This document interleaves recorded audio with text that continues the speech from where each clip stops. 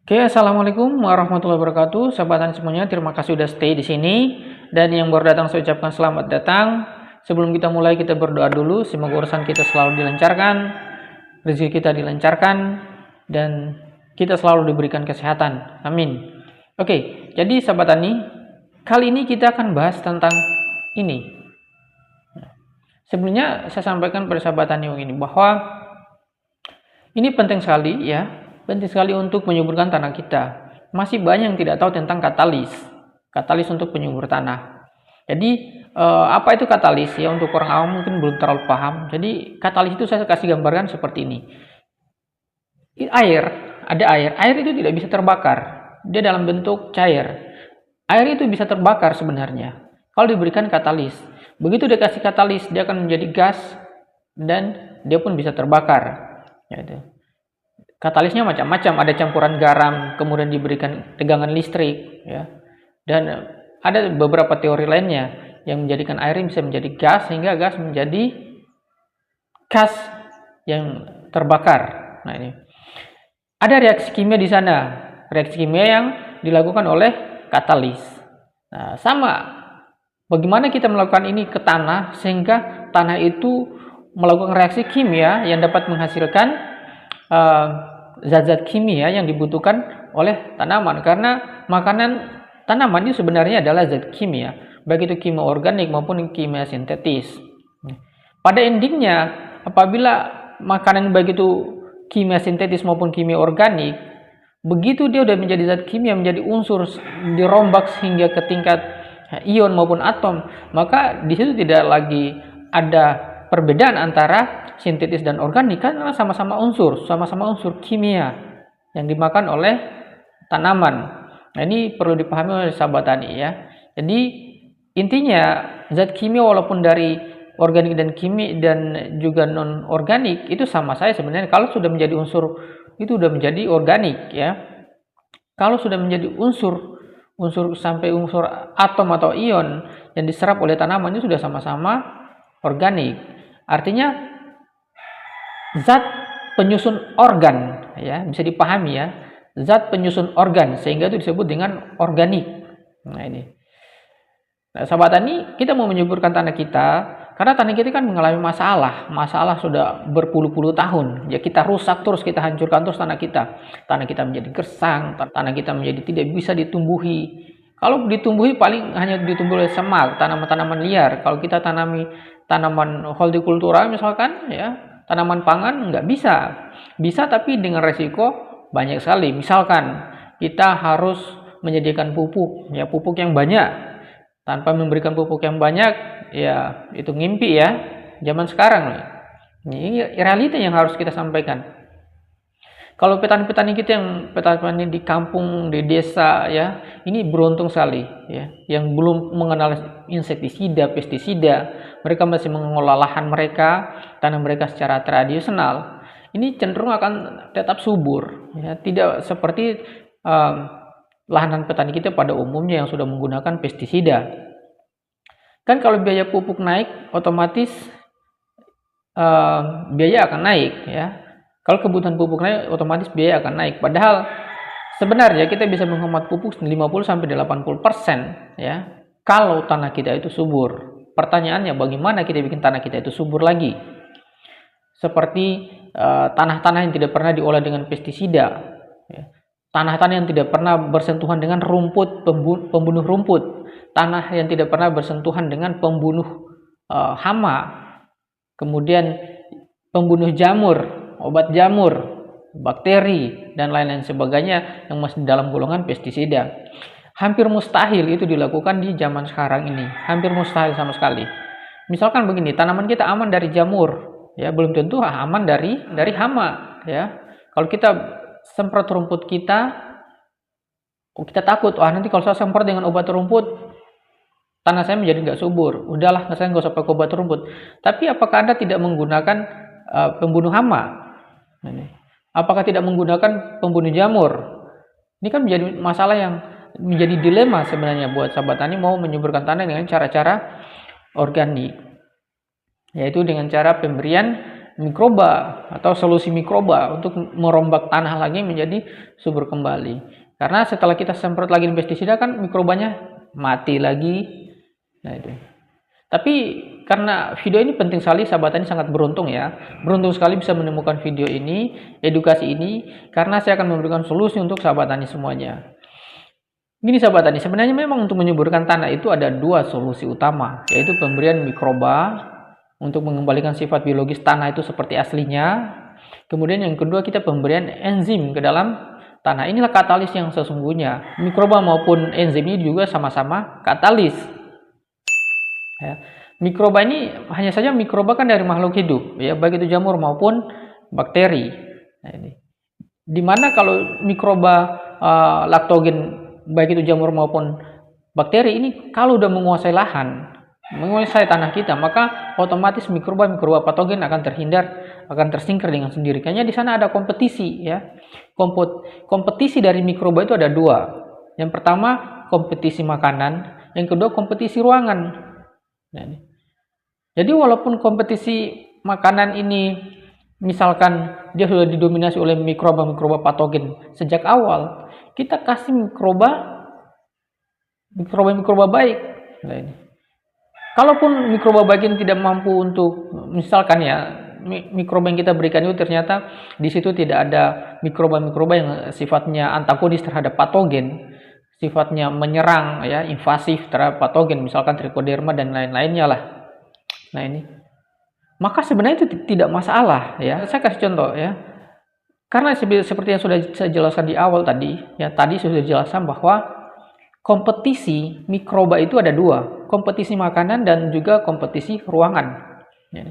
Ketika kompetisi makanan ini terjadi, maka itu yang direbutkan adalah makanan.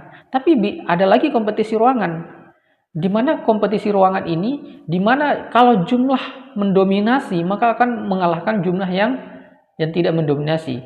Artinya kalau ada yang jumlah besar mikroba yang kita berikan, maka mikroba yang sedikit ini akan terkalahkan atau tersingkirkan dengan sendirinya, sehingga dia tidak mendominasi lagi ya.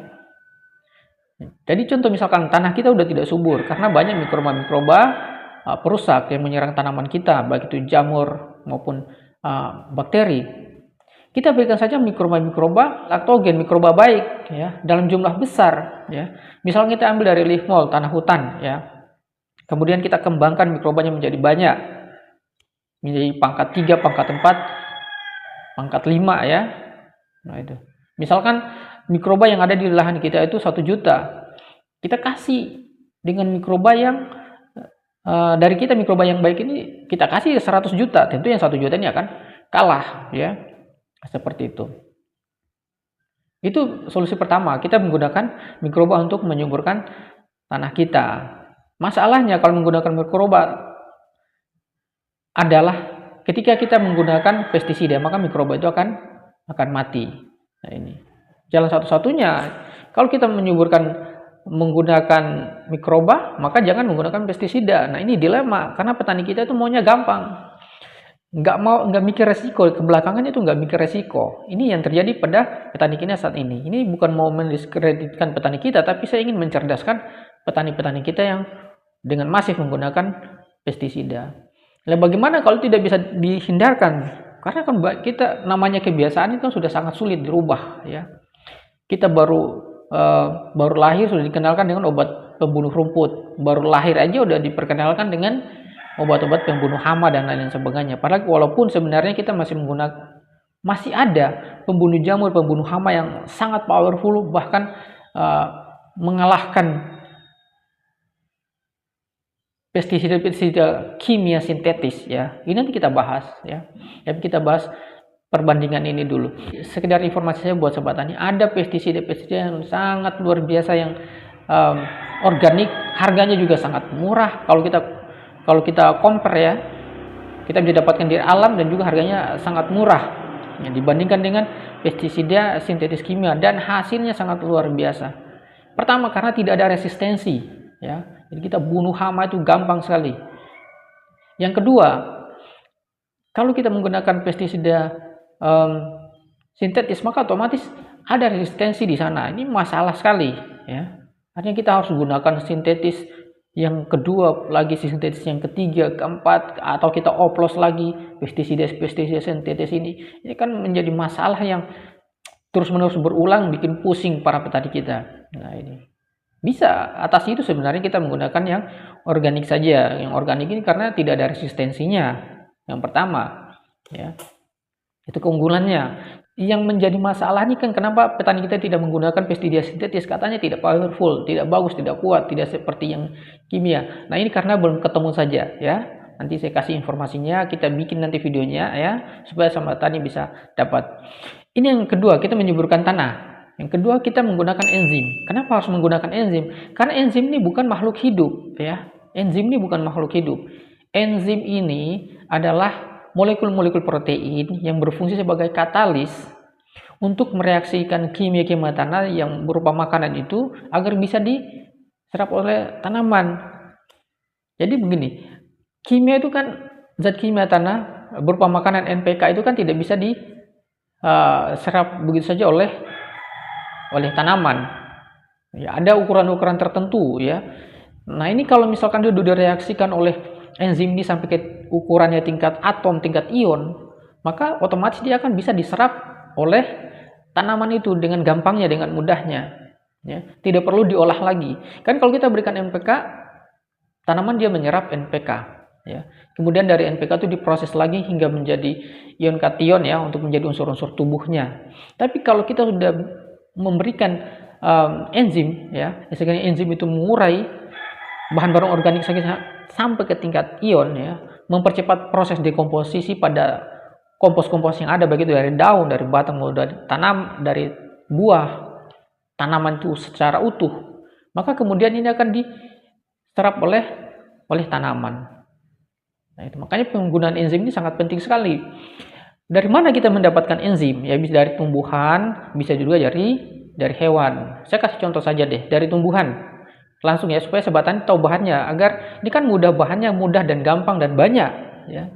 Oke, dari tumbuhan. Dari tumbuhan bisa menggunakan pepaya, ya. Karena di pepaya ini ada 2 enzim penting di sana yang berguna untuk memecah protein dan juga mempercepat proses dekomposisi, karena di situ nanti akan terjadi reaksi-reaksi kimia sehingga kompos tadi dalam tanah kita, ya, itu akan secepat mungkin berubah menjadi bahan-bahan organik yang siap dimakan oleh tanaman. Apa itu enzimnya? Pertama ada enzim papain, ya. Kemudian ada enzim chimopapain. Itu 2 enzim yang berbeda tapi mempunyai fungsi yang sama.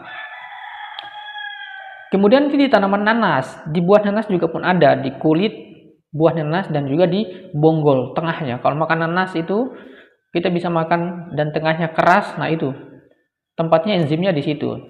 Nah, ini. Nah, enzimnya bisa diambil di situ, ya, enzim untuk yaitu berupa enzim bromelain. Nah, itu bisa diambil. Nanti caranya gampang, saya sebutkan dulu. Bagaimana kita mendapatkan enzim-enzim itu? Ada lagi dari hewan. Dari hewan ini kita bisa dapatkan dari cacing, kita bisa dapatkan dari usus, misalkan usus ayam, usus kambing, usus sapi, ya. Kan sahabat tani lihat sendiri bagaimana sapi itu udah mencerna makanan, ya, begitu besoknya udah keluar menjadi kotoran. Sari-sari patinya sudah diserap semua. Apalagi ayam kita kasih jagung yang begitu keras saja, dimakan hari ini, besok dikeluarkan sama ayamnya sudah hancur, ya, sudah tidak berbentuk, sudah hancur. Lah, itulah daya kerja enzim. Jadi bukan cuma peran mikroba dalam perutnya, tapi juga enzim. Nah, enzim apa saja kok kuat sekali di dalam usus-usus ini, baik usus ayam, usus kambing, usus sapi, ya. Di usus ayam lebih luar biasa lagi, ya. Walaupun enzimnya sama saja, tapi daya kerja memang berbeda karena dia berasal dari hewan yang berbeda. Saya lebih sarankan menggunakan usus ayam, ya. Menggunakan usus lain-lain juga nggak masalah. Makanya kalau pupuk kambing, pupuk sapi, pupuk ayam, nah itu sangat subur karena dia mempunyai, walaupun unsur hara itu sedikit, tapi dia mempunyai enzim, ya, enzim yang bekerja terus-menerus 24 jam ketika dia sudah sampai di tanah untuk mengurai bahan-bahan organik dan untuk siap diserap oleh tanaman. Enzim pada hewan, pada cacing, pada usus, apa itu enzimnya? Ya, di sana ada enzim amilase, ya, enzim protease, kemudian ada enzim lipase, enzim amilase, dan enzim selulase. Nah, ini semuanya sama sebenarnya. Sebenarnya fungsi utama dari mereka ini berbeda-beda ya semuanya. Cuman sama, satu fungsi yang sama, yaitu sebagai katalis untuk perombak, mempercepat proses dekomposisi pada tanaman, baik itu tanaman, baik itu daun, batang maupun buah yang sudah ada di tanah. Begitu pula dengan bahan-bahan organik lain dari hewan.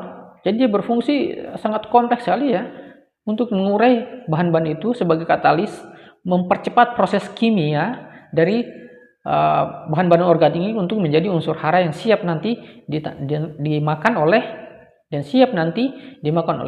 tanaman tersebut. Nah, ini caranya ya. Caranya adalah kita ambil saja ya, baik itu saya sarankan untuk dari hewan dan tumbuhan ini digabungkan ya. Misalkan dari hewan 3 kilo, dari tumbuhan yaitu usus 3 kilo, kemudian pepaya, buah pepaya atau daun pepaya atau batang pucuk pepaya ya. Saya sarankan untuk batang pucuk pepaya dan juga buah pepaya yang masih setengah tua. Nah, itu karena yang kita butuhkan sebenarnya getahnya ya. Diambil kemudian blender halus, nanas, kulit nanas maupun bonggol nanas digiling halus ya.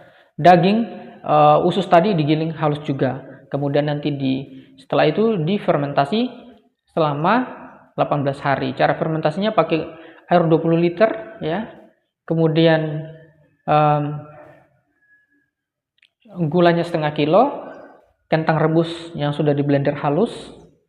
Nah, ini 1/4 kilo atau 250 gram. Ini di blender semuanya, dihaluskan semuanya, dimasukkan. Kenapa kita harus menggunakan dua-duanya? Karena begini sahabat tani, di dalam usus ini ya, itu sudah ada asam aminonya. Nanti akan menjadi asam amino karena di situ ada protein. Protein yang ada di usus ini akan dihancurkan oleh enzim papain, enzim chimopapain, kemudian enzim bromelain yang pada nanas dan pepaya tadi.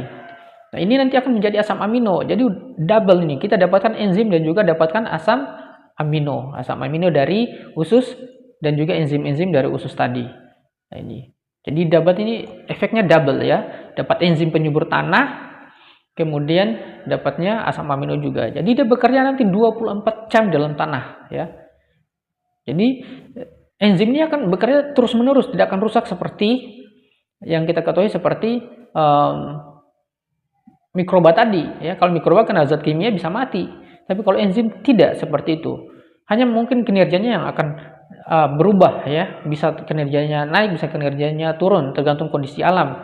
Misalkan pH tanah, ada enzim-enzim yang bisa bekerja di pH tanah rendah, justru ada juga yang bekerja di pH tanah tinggi.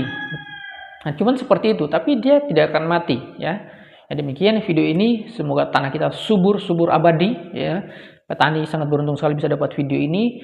Saya ucapkan selamat dan terima kasih sudah stay di sini. Kita ketemu lagi video-video selanjutnya. Assalamualaikum warahmatullahi wabarakatuh.